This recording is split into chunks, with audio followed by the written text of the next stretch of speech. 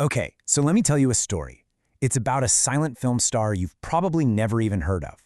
But her mysterious death in a fancy Paris hotel room, well, it lit the fuse on a scandal so massive it forced Hollywood to police itself for more than 30 years. And it all starts right here. Picture this. It's 1920. We're in Paris, at the legendary Hotel Ritz. It doesn't get more glamorous than this.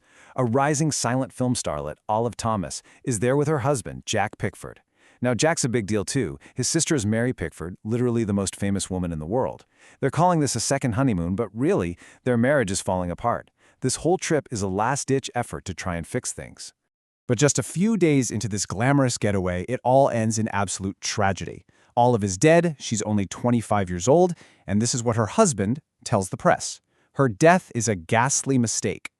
A mistake. But what kind of mistake? That one question is about to blow up into one of Hollywood's very first and very biggest public scandals.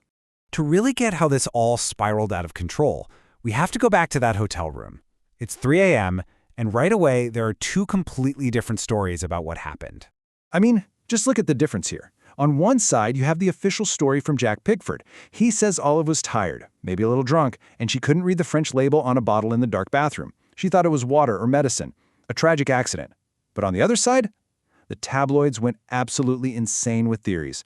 They screamed it was suicide because he was cheating on her. Or maybe it was murder for the insurance money. Or, and this is the craziest one, was it revenge?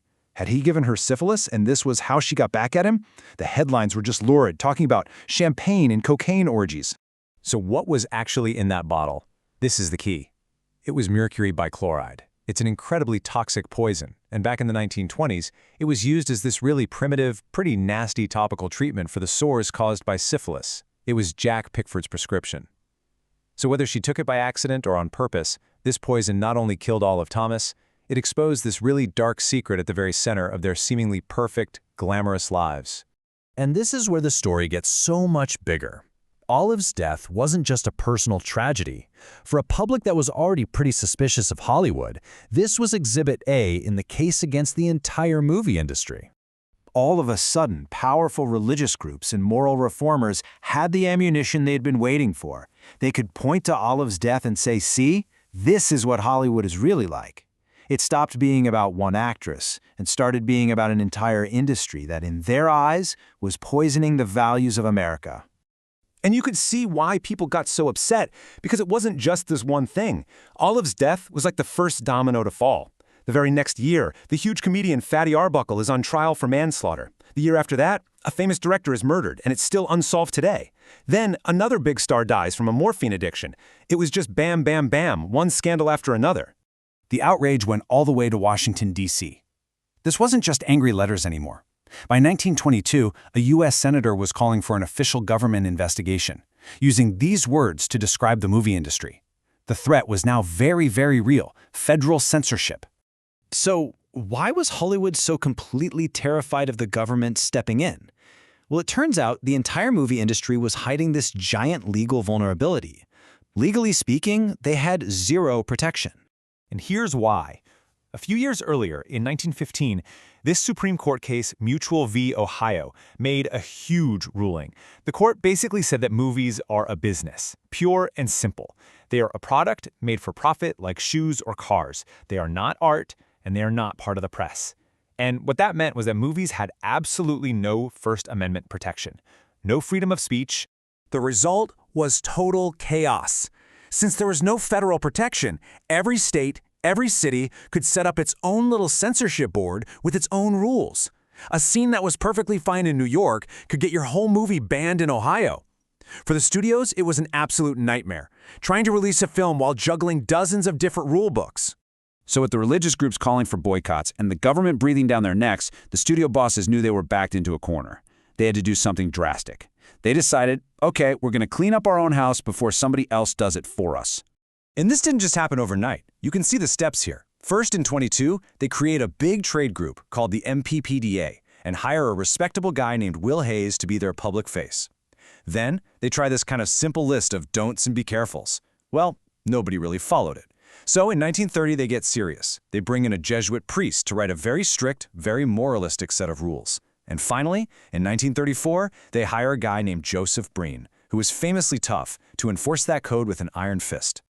And this, right here, was the core philosophy of what we now call the Hays Code.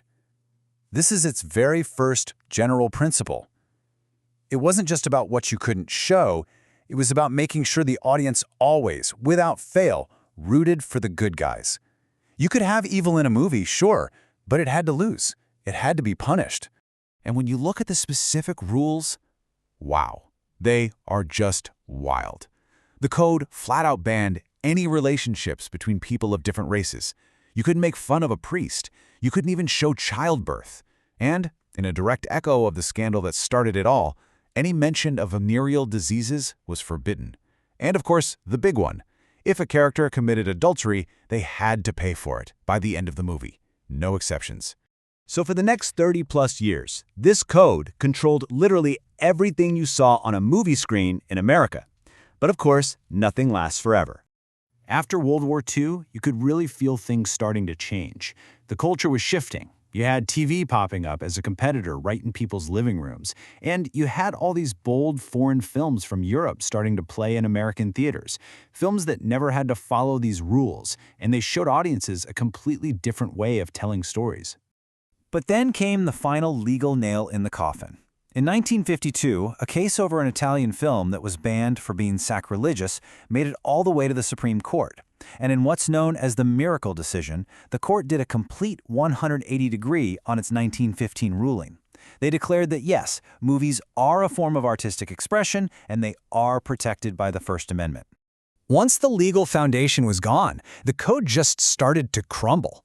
They tried to update it in '66 to make it seem more modern, but it was too little, too late.